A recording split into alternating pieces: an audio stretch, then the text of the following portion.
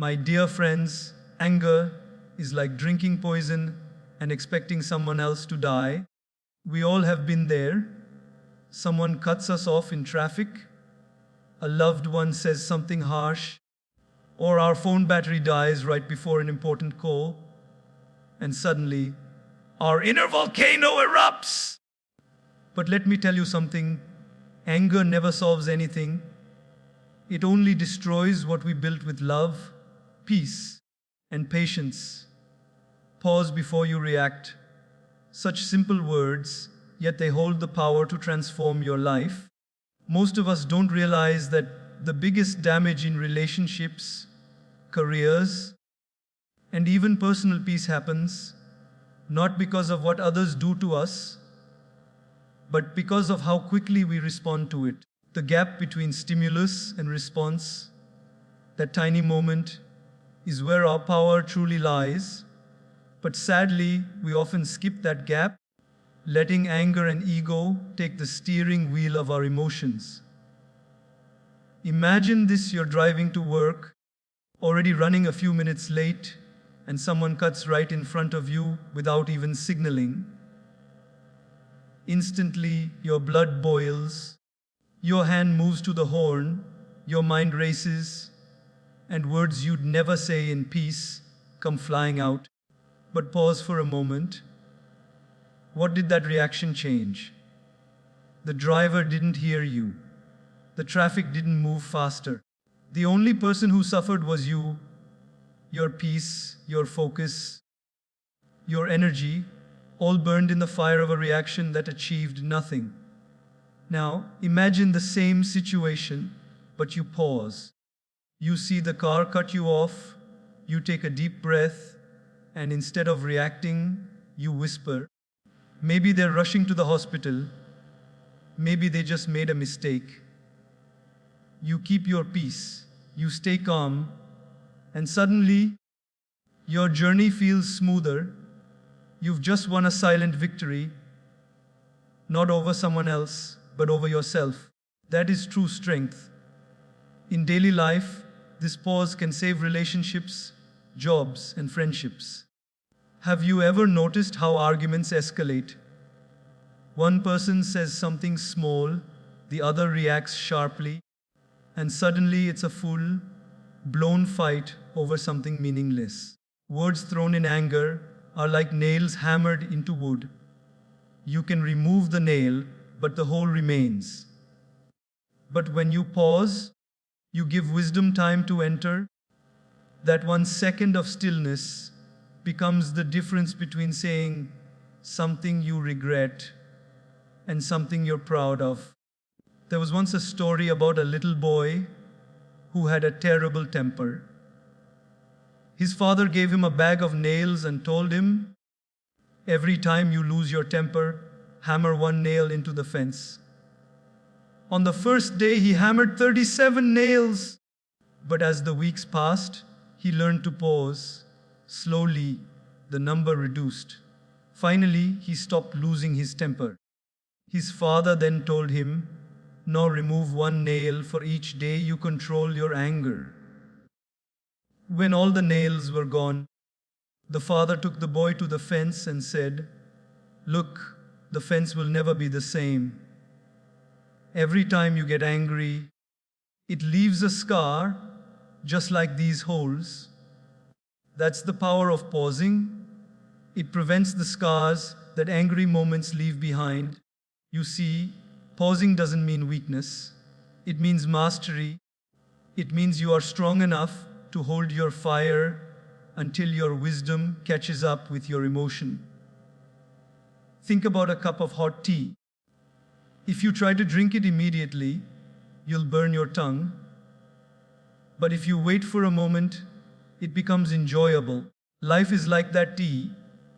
If you react too soon, it burns.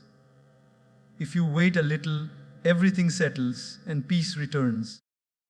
In relationships, this pause can become the greatest act of love. Suppose your partner says something hurtful.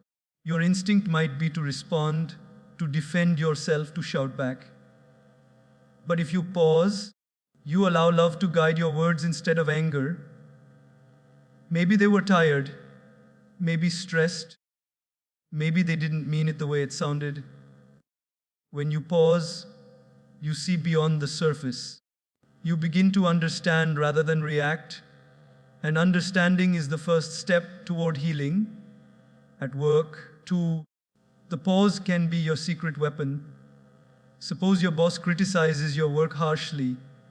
Your ego wants to reply, to justify, to argue.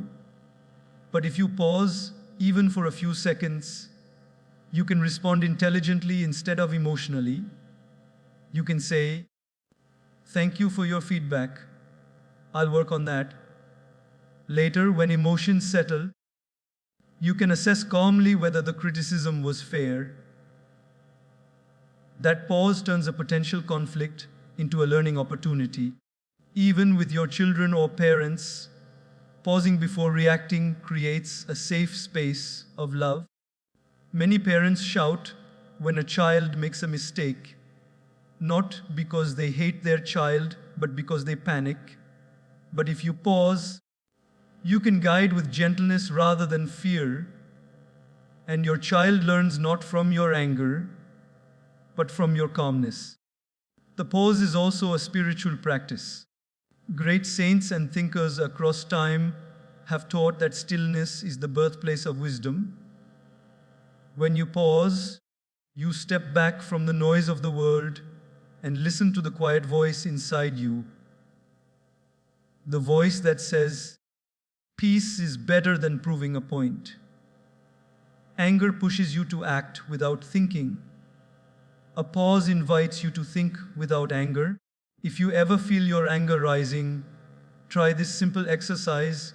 Take one deep breath and say in your mind, "I am bigger than this moment."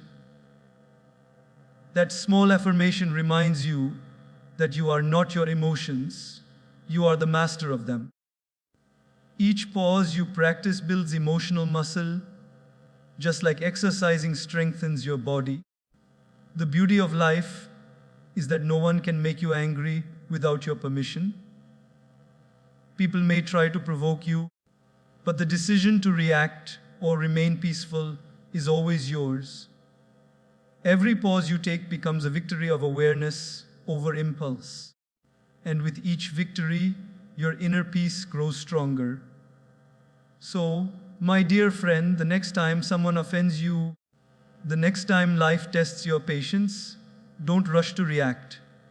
Take a breath. Step back, ask yourself, "Is this worth my peace?" Most of the time, the answer will be no, because your peace is too precious to be lost over trivial things. Remember, peace is not found in avoiding problems.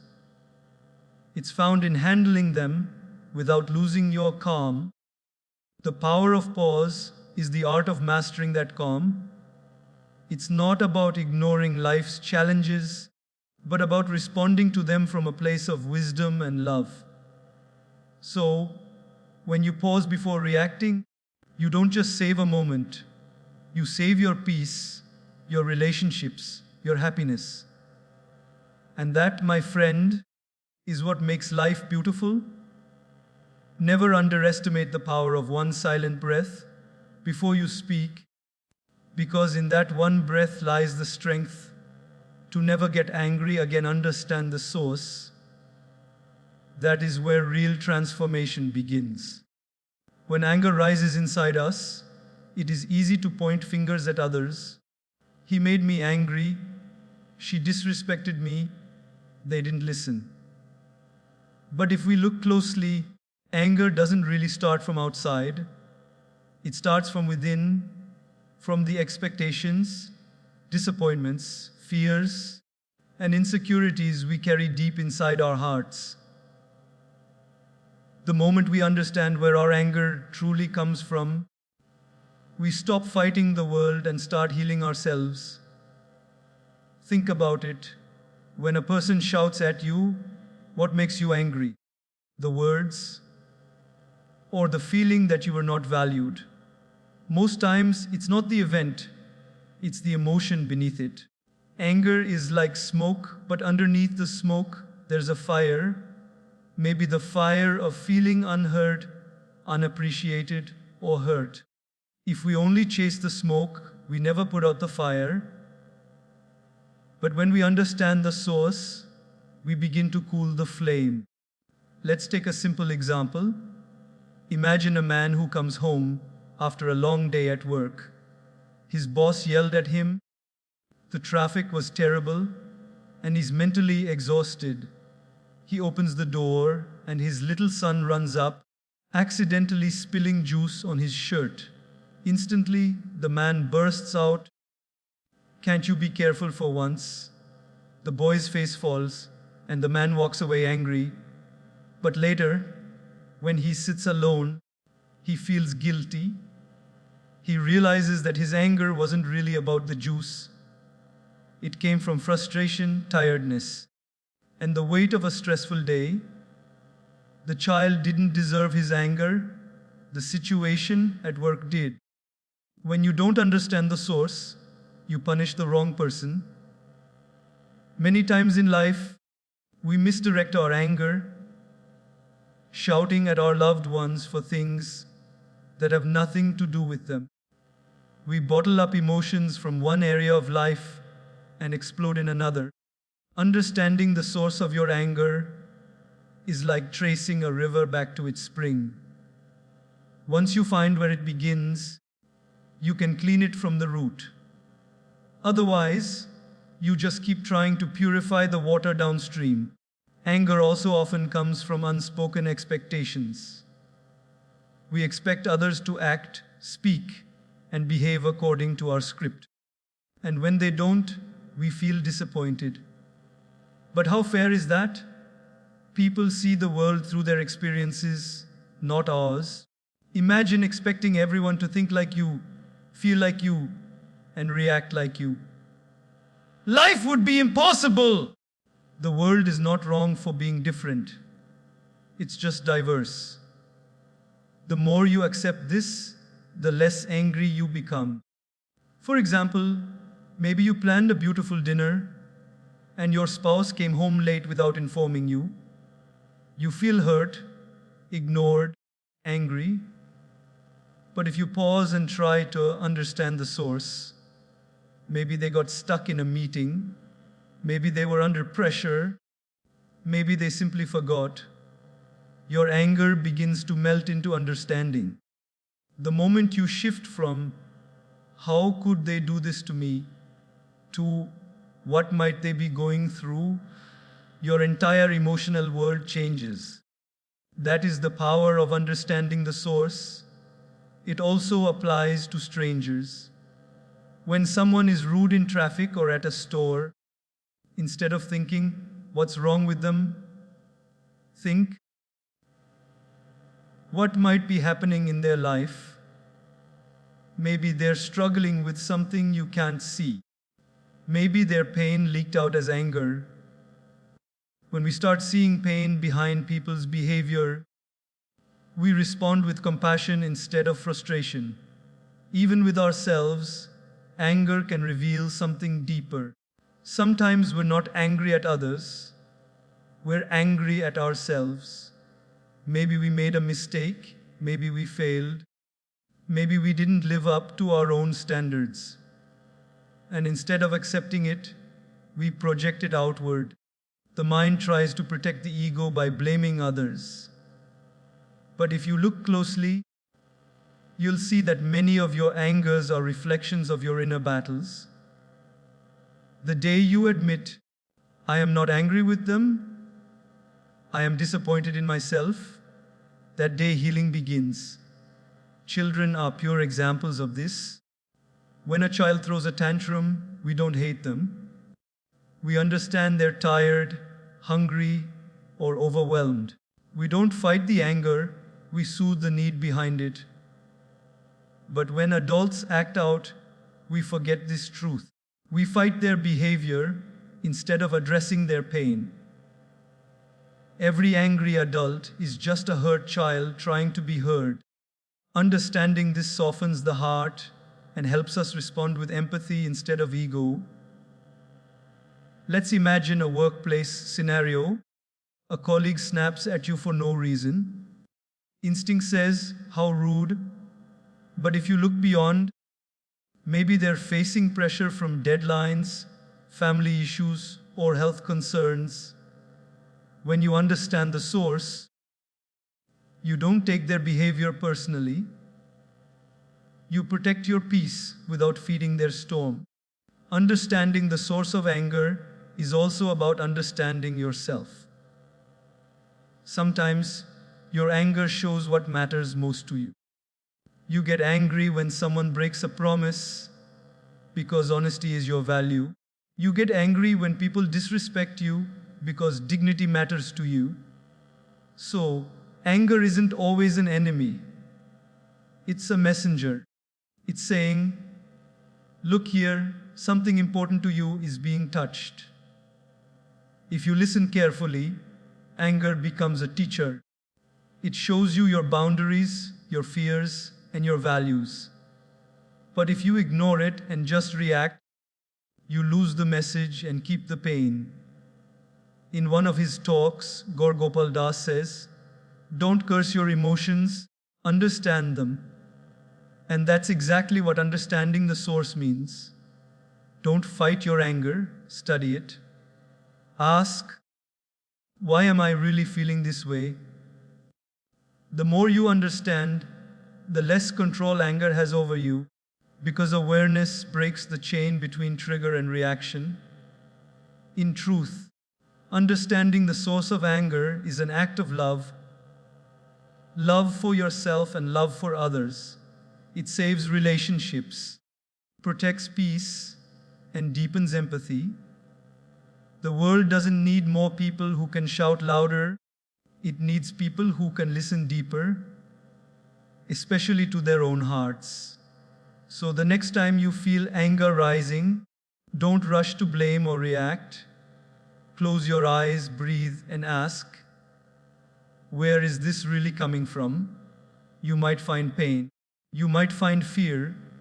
You might find disappointment. But in finding it, you also find freedom.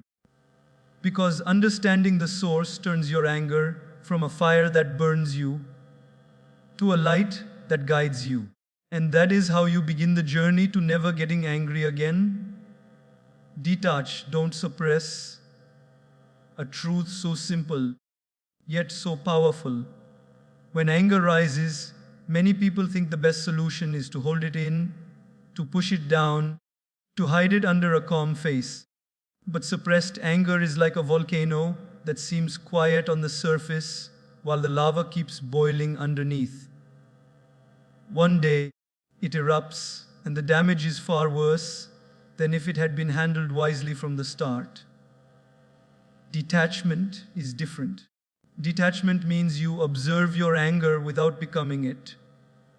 You step back, take a breath, and allow the emotion to exist, but you don't let it control your actions or words.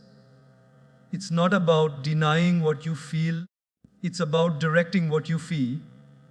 Imagine a glass of muddy water. If you keep shaking it, the mud stays suspended and the water remains unclear. But if you place the glass down and let it rest, slowly the mud settles and the water becomes clear again. That's what detachment does. It gives your emotions space to settle so you can see clearly. Suppression is like putting a lid on the glass. The water looks calm for a while, but the mud is still swirling inside. Eventually it spills over. Detachment allows peace to rise naturally by observing rather than resisting. Take a simple example from everyday life.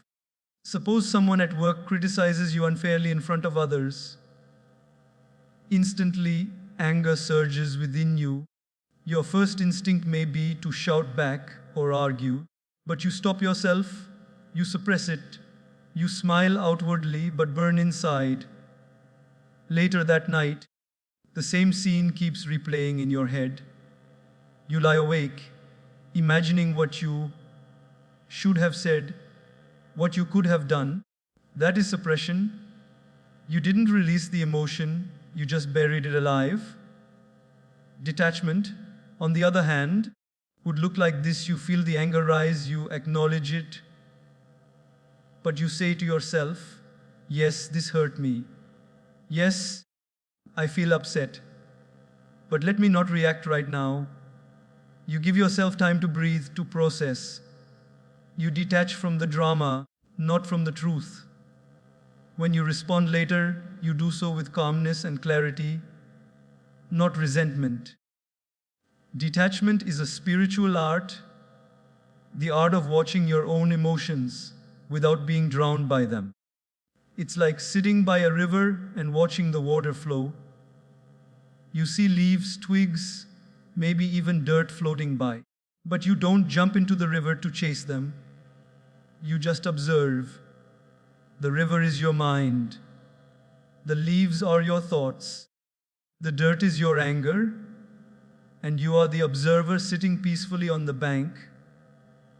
When you learn this art, anger loses its power over you because you've stepped out of the storm. Let's look at another example. Have you ever sent an angry text and regretted it later? Most of us have. We feel triggered. Our fingers move faster than our minds, and the message goes out before wisdom has a chance to arrive. That's reaction. Now imagine if you had paused, put your phone down, taken a walk, and come back later. You'd still feel something, but the intensity would have faded. You'd see things more clearly. That is detachment in practice, the space between emotion and expression. In relationships, detachment is often mistaken for coldness, but it's the opposite. When you detach, you don't stop caring, you start caring correctly. You stop reacting to every mood swing, every harsh word, every misunderstanding. You understand that sometimes people speak from their pain, not their truth. And you stop letting their storms enter your heart. That's not indifference, that's emotional maturity. It allows love to stay pure, not polluted by constant drama. Suppression builds walls, detachment builds windows. Suppression says, I will hide my feelings so no one sees them. Detachment says, I will allow my feelings to pass through me without holding on. The first leads to emotional exhaustion, the second leads to peace. When you suppress, your body pays the price: stress, headaches, tension, sleepless nights. But when you detach, your mind relaxes, your heart opens, and your energy flows naturally again. Even in spirituality, this principle shines brightly. Great sages were not emotionless robots. They felt anger, sadness, joy, but they didn't cling to any of it. They watched emotions like clouds in the sky, sometimes dark, sometimes bright, but always temporary.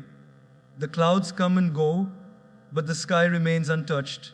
You are that sky. Anger may pass through you, but it doesn't have to define you. Consider a parent dealing with a stubborn teenager. The child talks back, slams doors, and argues.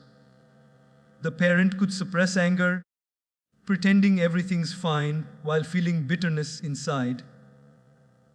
But that creates distance and silent tension. Or the parent could detach, take a step back, understand that the child is struggling to express independence, and respond with calm authority instead of rage. The result: connection, not conflict. The child feels heard, and the parent maintains peace. That's the power of detachment in love. Or think about the workplace again. A colleague takes credit for your idea, your ego screams, expose them, but you choose to detach. You don't let the emotion hijack your mind. You calmly discuss the issue later, without anger. That calmness not only earns respect, but also saves you from unnecessary emotional drama. Detachment doesn't mean being numb.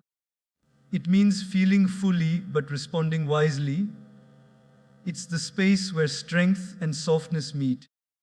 It's choosing peace, not because you're weak, but because you understand that no external situation is worth your internal chaos. When you detach, you rise above the emotion without denying its existence. You let it visit, but you don't offer it a home. When you practice detachment often, life begins to change. Situations that once triggered you deeply now feel lighter. People who once disturbed your peace no longer control your emotions. You start to smile more, breathe easier, and respond with love even in chaos.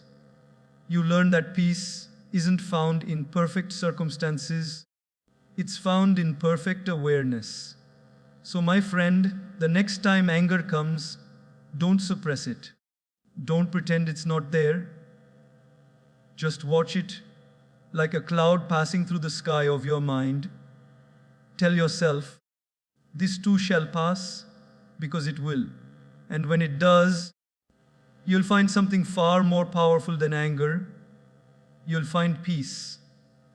And that peace, born from detachment, is not fragile, it's unshakable. It's the peace that allows you to smile in storms and stay calm in chaos. Detach, don't suppress, and you'll never be controlled by anger again. Practice empathy, two simple words that have the power to dissolve anger and transform relationships. Anger often comes from seeing the world only through our own eyes. We get upset when others don't behave as we expect, when they fail to understand us, when they don't match our standards. But the moment we learn to see through someone else's eyes, to feel what they feel, to step into their shoes even for a few seconds, something magical happens. The fire of anger softens into the warmth of understanding. That's empathy, not sympathy, not pity, but a gentle willingness to feel another person's reality before judging it. Imagine this.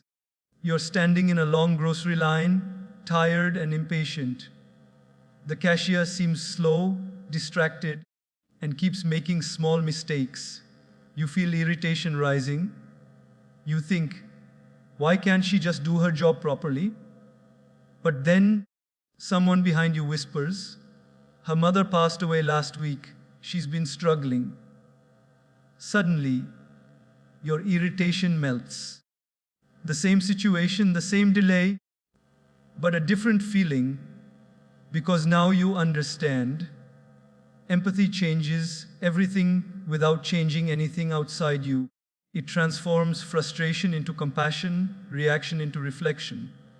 In daily life, empathy is like emotional oxygen. Without it, relationships suffocate. With it, even the toughest conflicts find air to breathe. Think about how many arguments you've had with people you love, your partner, friends, parents, colleagues. Most of those fights weren't really about what was said, but about what wasn't understood. We often listen to reply, not to understand. And when we do that, anger becomes the only language left between two hearts that want to be heard. Take the example of a parent and child. The teenager yells, "You never understand me," and slams the door. The parent feels angry, thinking, after all I do, this is the respect I get. But what if the parent paused and practiced empathy instead? What if they thought, maybe my child isn't being disrespectful. Maybe they're feeling pressured, scared, or lonely. When the parent knocks gently and says, "I know you're upset. I may not understand everything you're going through, but I'm here to listen," the entire energy shifts. The anger disappears, replaced by a bridge of compassion. That is the silent power of empathy. It heals without a single argument.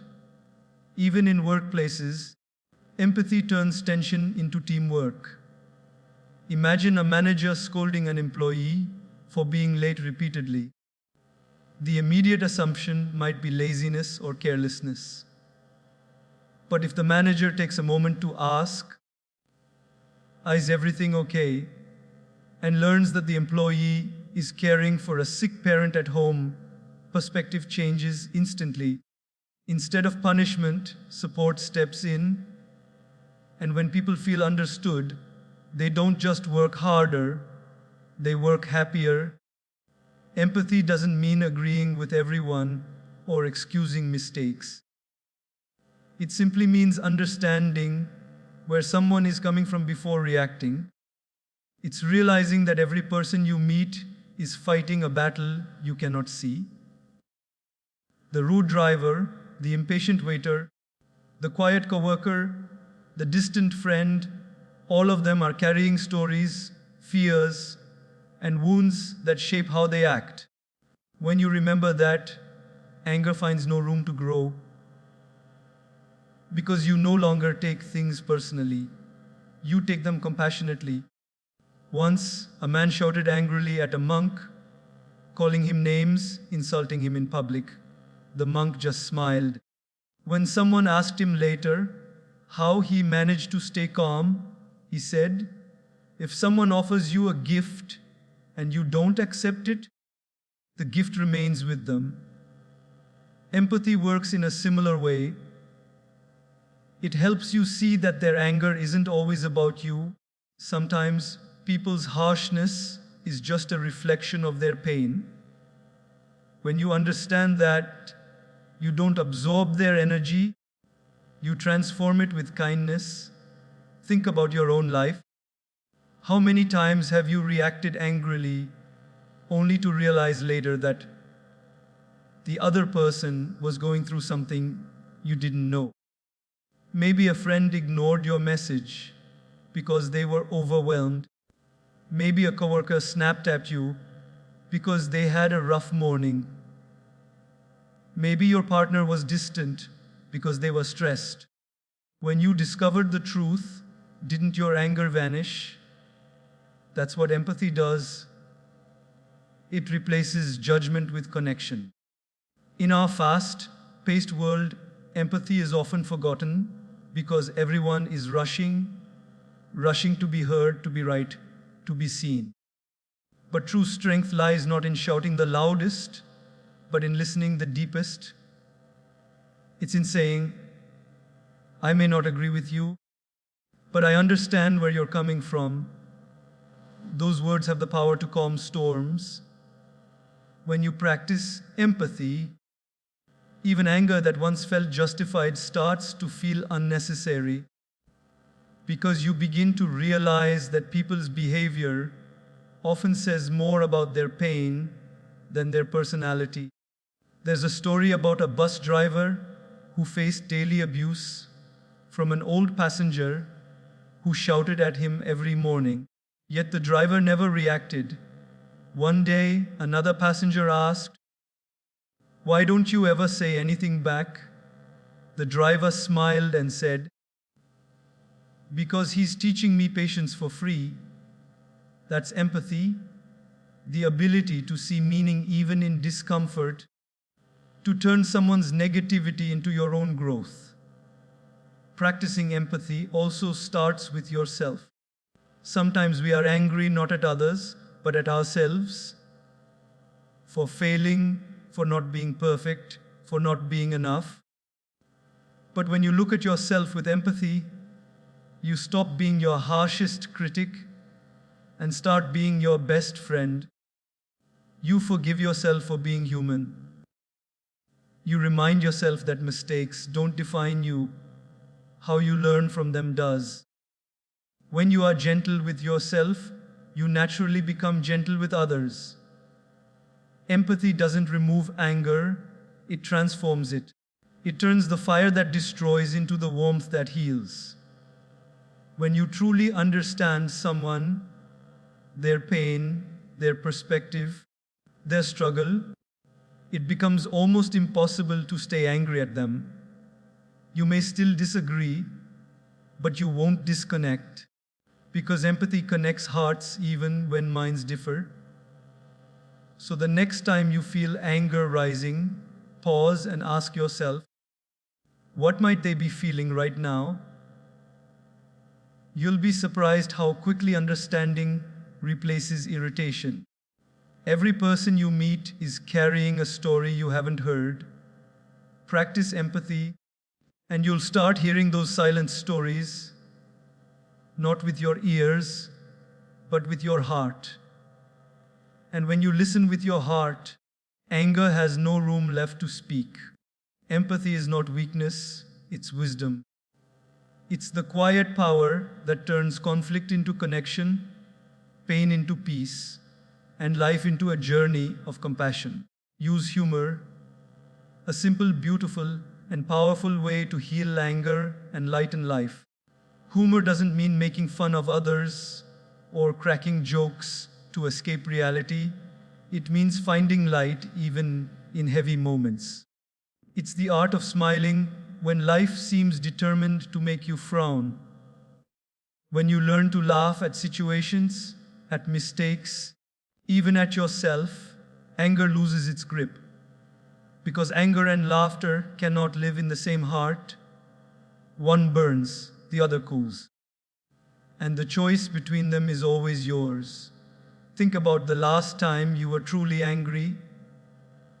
Maybe your plans got cancelled, your car broke down, or someone said something that upset you. In that heated moment, everything felt big, serious, unfair. But later, when you looked back, didn't it feel a little smaller? Sometimes we even laugh at things that once made us furious. That's because humor has the power to shrink problems. What looks like a mountain in anger becomes a pebble when seen with laughter. The situation didn't change, only your perspective did. There's a saying, if you can laugh at it, you can live through it. And it's true. Humor is emotional alchemy. It turns pain into strength, mistakes into memories, and anger into wisdom. Imagine being stuck in a traffic jam under the scorching sun. You could honk, curse, and raise your blood pressure, or you could roll down the window, smile at the chaos, and think, maybe life just wants me to listen to my favorite song a little longer. One thought leads to frustration, the other leads to peace. Humor gives you the ability to choose joy, even when circumstances aren't joyful. In relationships, humor is a bridge that connects hearts when words fail. How many arguments have you seen that could have ended in seconds if one person had chosen to smile instead of sulk? A small laugh can do what 100 explanations cannot. Imagine a husband and wife arguing about something silly, maybe forgetting to buy bread. The tension rises, voices grow louder. Then one of them suddenly says, I guess the bread decided to take a day off. And both burst into laughter. The anger evaporates instantly. That's the magic of humor. It disarms the ego and reminds you that love is more important than being right. Humor also helps you forgive. It helps you accept that people are imperfect, that life is messy, that things go wrong, and that's okay. When you learn to laugh at your own flaws, others' mistakes stop bothering you so much. Have you ever spilled coffee on yourself right before an important meeting? You could ruin your day over it, or you could smile and say, well, at least my shirt had its morning coffee too. The event doesn't change, but your attitude transforms it from a disaster into a story you'll someday laugh about. There was once a monk who was known for his joyful nature. A visitor asked him, how can you laugh so often when life is so serious? The monk smiled and replied, "Because life is serious only for those who take it too seriously." That line holds deep truth. When you carry humor in your heart, you begin to see how little things really are. The delays, the mistakes, the misunderstandings, they all lose their power to disturb you. Laughter is like a mirror that shows you how temporary problems truly are. Even in difficult times, humor becomes your inner shield. Think of people who face illness, hardship, or loss yet still find a way to smile. Their laughter doesn't mean denial, it means courage. It means saying, "You can't take away my spirit." When you laugh despite the pain, you take back control of your emotions. You prove that you are stronger than the situation. That's not foolishness. That's strength in disguise. Let's take an example from daily work life. Suppose your boss gives you an impossible deadline, your computer crashes, and you spill tea on your notes all in one day. You could let anger consume you, or you could look up and say, "Dear universe, is this your idea of a comedy show?" You'd be amazed how humor instantly reduces the pressure. It relaxes the mind, opens creative thinking, and allows you to handle problems with clarity instead of chaos. Humor also strengthens bonds. When you share laughter with someone, you share light. It melts tension and builds connection faster than any serious discussion ever could. Laughter says, "I'm human, just like you." It creates an invisible understanding that we're all in this together, stumbling, learning, growing, and sometimes making a mess of things. Using humor also teaches humility. When you can laugh at yourself, no one can use your mistakes against you. You become untouchable in the most peaceful way.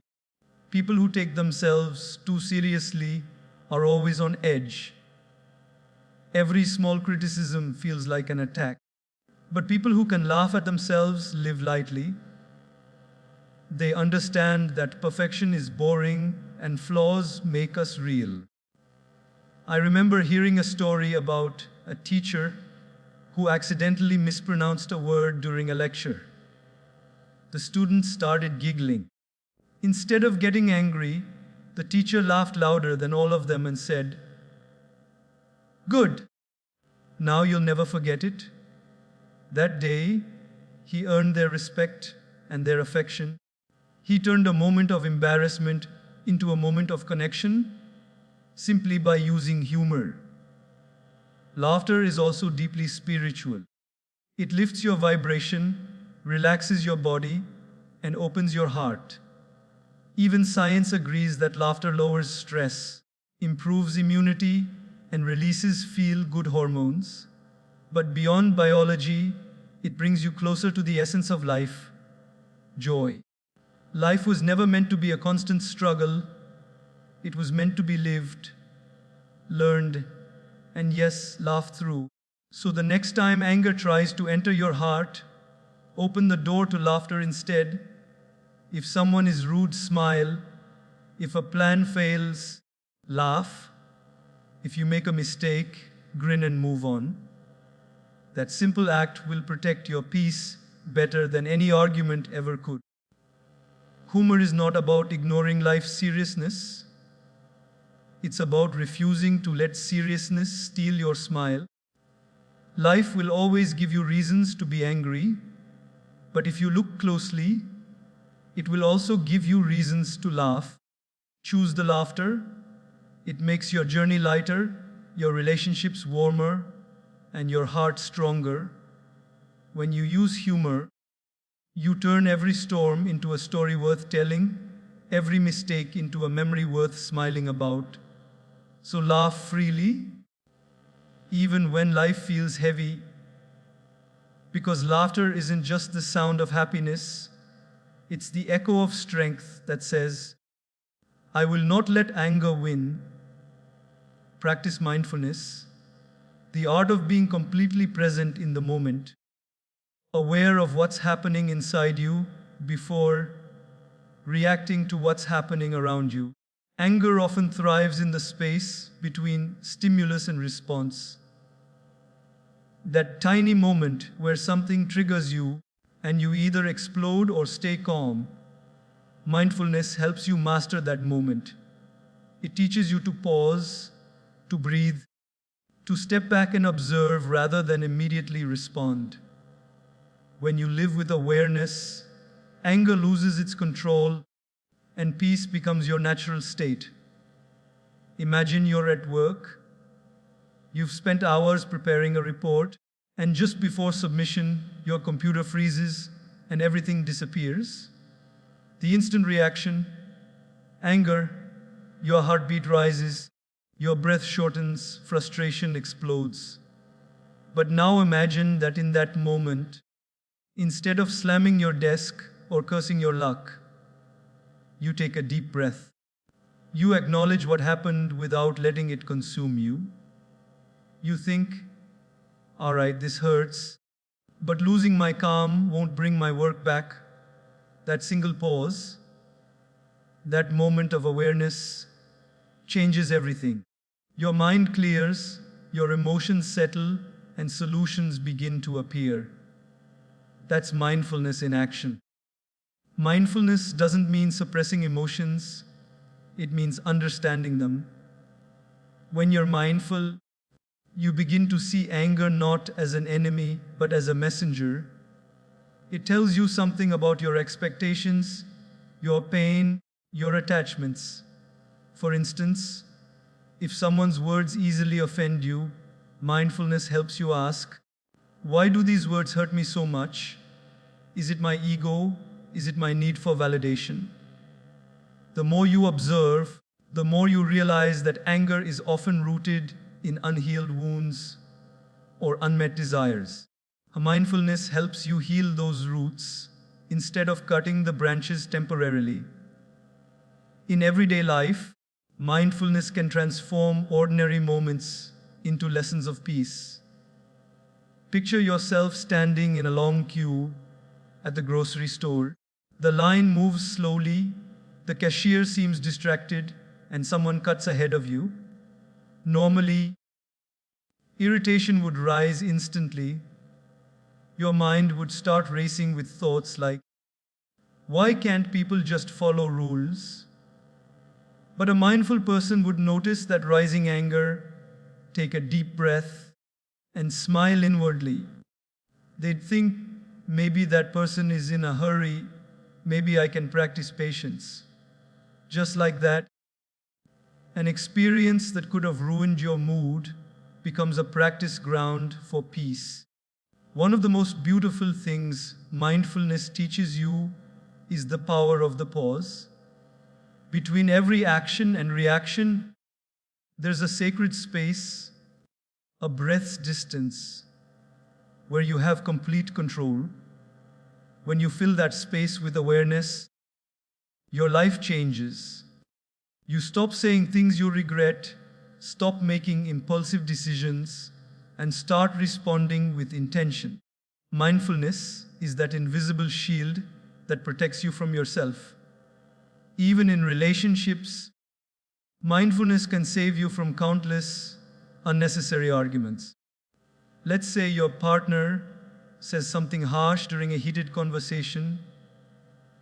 Instead of instantly reacting, mindfulness allows you to pause and think, they're hurt right now, maybe they don't mean it. That pause allows compassion to enter where anger would have erupted. You begin to listen more and assume less. Slowly, communication deepens, and peace becomes the default setting of your connection. Mindfulness also makes you aware of your physical sensations when anger arises. The tightening of your chest, the clenching of your jaw, the heat in your body. These are your mind's early warnings. Most people ignore these signals and end up exploding. But when you're mindful, You notice these sensations and calm yourself before anger takes over. It's like seeing a storm forming on the horizon and taking shelter before it hits. You become proactive instead of reactive. One powerful daily example is driving. How often do people lose their temper on the road? Someone cuts you off, honks unnecessarily, or drives too slowly. You can feel anger building up in seconds.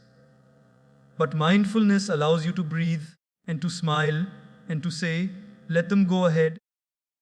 Maybe they have a reason. You don't lose your peace for a stranger you'll never meet again. You save your energy for something that truly matters. That's emotional maturity born from mindfulness. When you live mindfully, you start to experience time differently. You realize that life isn't happening to you, it's happening through you. Every event, every emotion, every challenge is just passing by like clouds drifting across the sky. Anger too is just a passing cloud.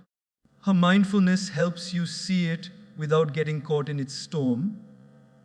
You realize that no emotion, no situation is permanent, and this understanding makes you free. Mindfulness also brings gratitude. When you are present, you begin to notice the little blessings you used to overlook. The sound of laughter, the warmth of sunlight, the comfort of your bed, the smile of a loved one. Gratitude and anger cannot coexist. The more you appreciate, the less room anger has to grow.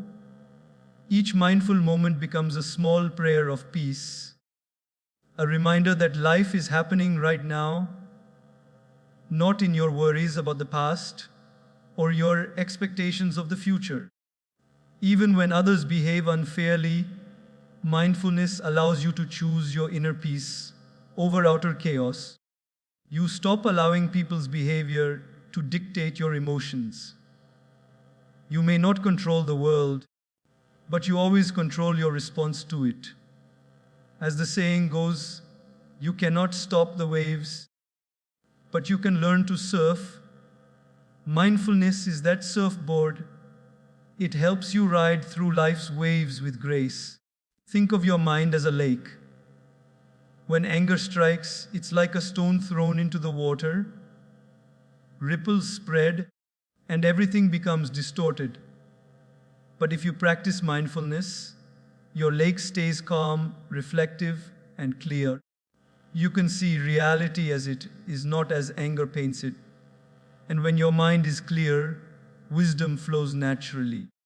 So next time anger tries to control you, close your eyes, take a deep breath, and bring your attention to this moment, the sound of your breath, the feeling of your body, the peace of now. Let that awareness grow until it fills your whole being. You'll see that the anger fades, the tension softens, and clarity returns. Mindfulness isn't a one-time act, it's a lifestyle. It's choosing awareness over autopilot, presence over reaction, peace over fury. When you cultivate mindfulness daily, while eating, walking, talking, or simply breathing, you'll find that life slows down in the most beautiful way. You'll stop chasing perfection and start living with acceptance. And that acceptance will become your greatest strength. Remember, mindfulness doesn't change what happens around you. It changes what happens within you. It transforms you from a person who reacts to a person who reflects. And once you master that inner space, no anger, no insult, no storm can shake your peace again.